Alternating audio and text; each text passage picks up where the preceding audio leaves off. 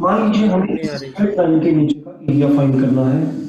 Sound आ तो रही ये है? जो शेप आपको दिख रही है, दिस शेप इज हाँ यस सर आ सर, रही है। Yes sir. ट्रेपेजियम के केस में आपको इसका फार्मूला पता है, आप एरिया कैलकुलेट कर सकते हैं। मान लीजिए आपको इस स्ट्रेट लाइन के नीचे का एरिया फाइंड करना है, ये इसके पैरेलल है। तो ये जो डायग्राम बन रहा है ये एक रेक्टेंगल है, इसके फार्मूले से आप एरिया कैलकुलेट कर सकते हैं। पर तब क्या होगा अगर आपको ये वाला एरिया कैलकुलेट करना हो? हाँ जी, आप में से कोई ये बता एक कर्व सकते है, हैं इसके नीचे का एरिया कैसे कैलकुलेट होगा? ये तो तुमने ट्रेपेजियम का रूल लगा दिया, रेक्टेंगल लेंथ इनटू विड्थ लगा दिया, इसके नीचे का एरिया कैसे कैलकुलेट होगा? कोई आइडिया? इसको आर्ट्स में नियरेस्ट डिवाइड करके, पॉसिबल क्या करके? आर्ट्स में डिवाइड कर सकते हैं।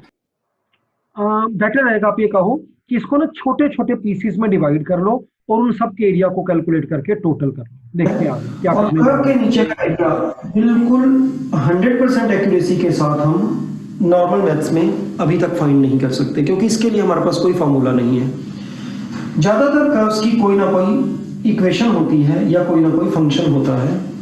अगर हम इस फंक्शन का इंटीग्रेशन कर दें और उसमें इस पॉइंट से इस पॉइंट तक की लिमिट लगा दें तो अपने आप ही इसके नीचे का सारा एरिया आ जाएगा। क्या सीखा अभी अभी हमने कि हमारे को जो भी फिजिक्स में जितनी भी कर्व्स बनेंगी ना उन सबकी एक इक्वेशन होगी।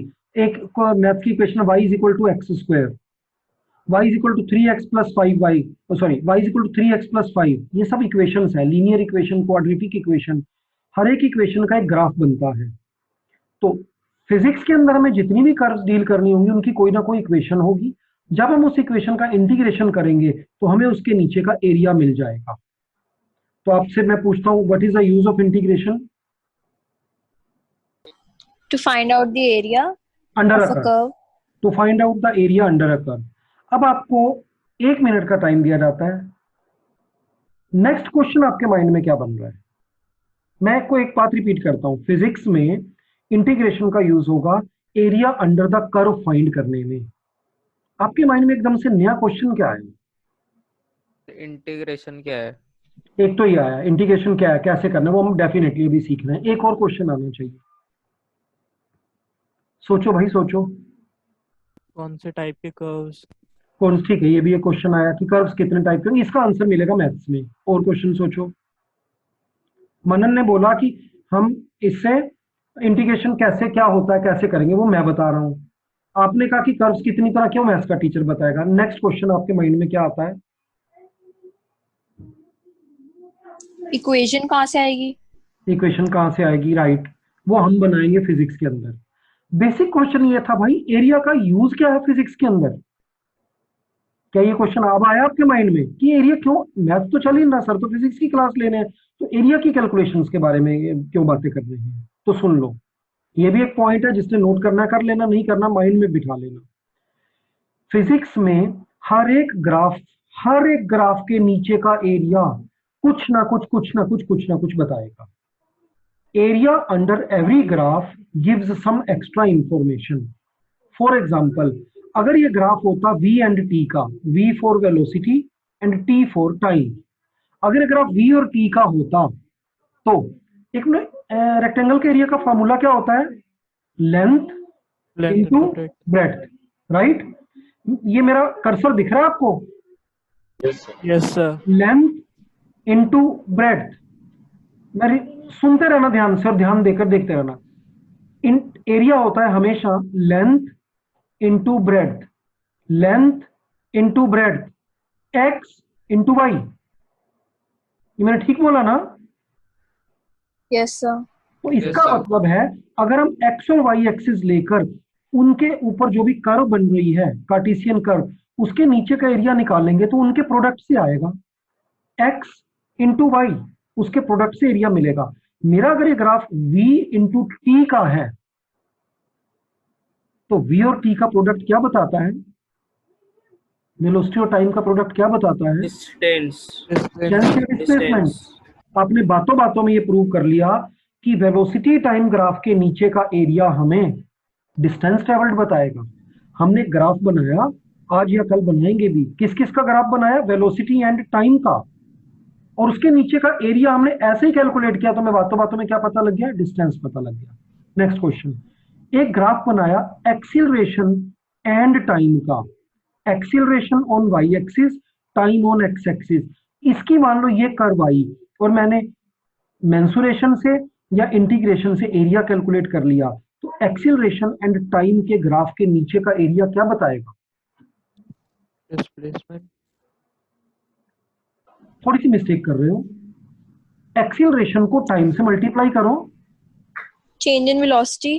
चेंज इन वेलोसिटी बताएगा या वेलोसिटी बताएगा? एक्सीलरेशन होता है change in velocity upon time, आपने टाइम से मल्टीप्लाई कर दिया, टी टी कैंसिल, ऊपर क्या रह गया? Change in velocity. नेक्स्ट, अगर कल को इस ग्राफ में यहां पर पावर आ गई और इधर टाइम हुआ, इधर पावर इधर टाइम, तो उस ग्राफ के नीचे का एरिया क्या बताएगा? Work done. Work done. क्यों? क्योंकि पावर होती है W अपॉन टी और आप उसको टी से मल्टीप्लाई कर रहे हो। 3 एग्जांपल दिए, अब आप आज के बाद अपने दिमाग में बिठा लेना कि फिजिक्स में area under every graph gives some extra information, और वो इंफॉर्मेशन कैसे आती है? इन दोनों को मल्टीप्लाई करके। ये पॉइंट क्लियर हो गया? Yes, sir. Yes, sir. Next बात सुनो, सभी ग्राफ्स में मैंने देखना क्या किया था, velocity time, acceleration time, power time. Time मैंने हमेशा कौन से एक्सिस पर लिया? X axis. X axis. क्यों?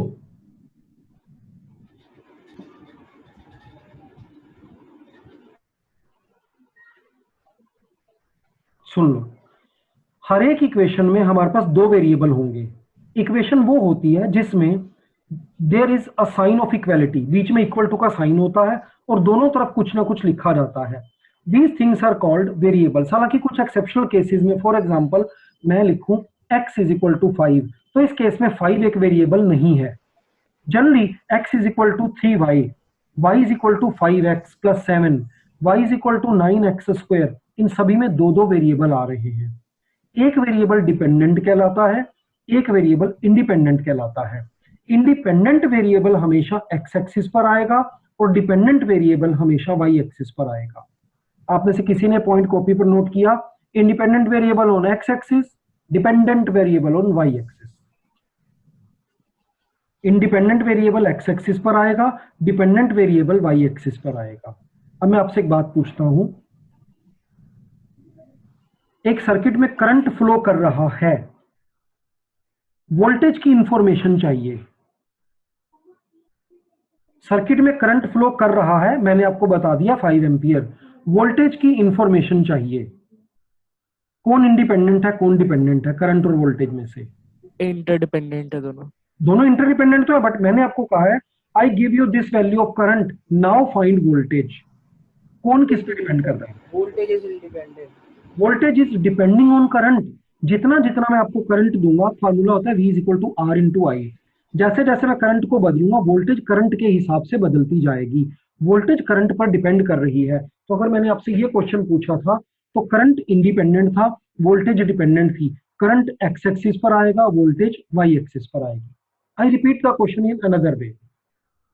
V होता है आर आई, आई होगा V अपॉन आर, आई होगा V अपॉन आर। मैं आपको डिफरेंट वैल्यूज ऑफ वोल्टेजेस बता रहा हूं, रेजिस्टेंस गिवन है। I am telling you different values of voltages and I am telling you to find the value of current. अब कौन dependent कौन independent? Voltage independent. Voltage independent है और current current dependent. Dependent है। Voltage कहाँ आएगी? यहाँ पर, और करंट कहाँ पर आएगा? यहाँ पर आएगा। तो हमारे को क्वेश्चन पे, न्यूमेरिकल पे डिपेंड करते हुए ये डिसाइड करना होता है कि कौन डिपेंडेंट है कौन इंडिपेंडेंट है। इंडिपेंडेंट एक्स पर आता है और डिपेंडेंट वाई पर आता है। और जनरली टाइम कभी किसी पर डिपेंड नहीं करता। टाइम का एरो फॉरवर्ड डायरेक्शन में फ्यूचर की तरफ हमेशा चलता रहता है। टाइम किसी के अकॉर्डिंग चेंज नहीं होता, सब चीजें टाइम के अकॉर्डिंग चेंज होती हैं। इसलिए टाइम हमेशा जब भी एक रिलेशनशिप के 2 वेरिएबल्स में से एक वेरिएबल टाइम होगा तो वो एक्स एक्सिस पर आएगा और दूसरा जो चीज होगी वो ऑटोमेटिकली कहाँ आएगी? वाई पर। इसीलिए वेलोसिटी यहाँ, टाइम यहाँ, एक्सीलरेशन वाई पर, टाइम एक्स पर, पावर वाई पर, टाइम एक्स पर। टाइम को हिंदी में महाकाल बोलते हैं या काल बोलते हैं, वो इसलिए क्योंकि वो किसी पर डिपेंड नहीं करता। अब हम सीखते हैं कि ये सब होगा कैसे, इंटीग्रेशन कैसे करेंगे। Let us. और फिजिक्स में जैसे जैसे हम आगे बढ़ेंगे हम जानेंगे कि बड़ी सारी कर्व्स को हमें स्टडी करना होगा। उन कर्व्स के नीचे का एरिया, एक्स एक्सिस के ऊपर का एरिया हमें कोई ना कोई क्वांटिटी देगा। अभी हम समझ तो नहीं पाएंगे, मैं फिलहाल आपको एक एग्जांपल देता हूं। मान लीजिए हम एक ग्राफ बनाए, एक्स एक्सिस पर टाइम और वाई एक्सिस पर वेलोसिटी को रिप्रेजेंट। हो गया, ये बात मैंने ये बता दी। इंटीग्रेशन का साइन होता है इलोंगेटेड, एस जैसे कि एस को ही लंबा कर दिया गया हो। Integration of X to the power N is X to the power N plus 1 divided by N plus 1। एक तो ये साइन हम हर बार लगाया करेंगे, एक साथ में ये वैल्यू लगाई है dx। इस dx का बड़ा इंपॉर्टेंट रोल है। आगे जब हम इंटीग्रेशन करेंगे तो ये dx हमें दो बातें बताएगा। पहले तो ये हमें बताएगा कि इस एक्सप्रेशन में अगर कोई वैल्यू x को कंटेन नहीं करती, बिना x की है, तो वो कांस्टेंट की तरह ट्रीट होगी, चाहे वो देखने में वेरिएबल भी क्यों ना हो। उसको इंटीग्रल के साइन से बाहर ले जाएंगे, उसका इंटीग्रेशन नहीं करेंगे। दूसरा, dx हमें बताता है कि लिमिट्स x की रखी जाएंगी, इन टर्म्स ऑफ x रखी जाएंगी। ये क्या होगा अभी आगे देखेंगे। एक बार फिर से सुन लो। इंटीग्रेशन का साइन है लंबा s, इलोंगेटेड s। ये सबसे पहला और मोस्ट इंपोर्टेंट फार्मूला है। x raise to power n dx का इंटीग्रल होता है x raise to power n plus 1 divided by n plus 1। हम इसको यूं रटते हैं, पावर में 1 ऐड कर दो, न्यू पावर से डिवाइड कर दो। अभी इसकी एप्लीकेशन क्लियर नहीं है फॉर्मूला भी आपसे। कोई बात नहीं, वो पिक्चर छोटी थी, अभी दोबारा आ रहा है ये। एक मिनट, वो वाली पिक्चर से मैं डिवाइडेड बाय n प्लस 1। एक तो ये साइन हम हर बार लगाया करेंगे, एक साथ में ये इंटीग्रेशन का साइन होता है इलोंगेटेड, s जैसे कि s को ही लंबा कर दिया गया हो। Integration of x to the power n is x to the power n plus 1 divided by n plus 1। मुझे अब क्लियर दिख रहा है ना। x की पावर n है, पावर में 1 ऐड कर दो और न्यू पावर से डिवाइड कर दो, तो हमारे को उसका इंटीग्रेशन का रिजल्ट मिल जाएगा। मीटिंग में 1 मिनट के बाद वापस आ जाना।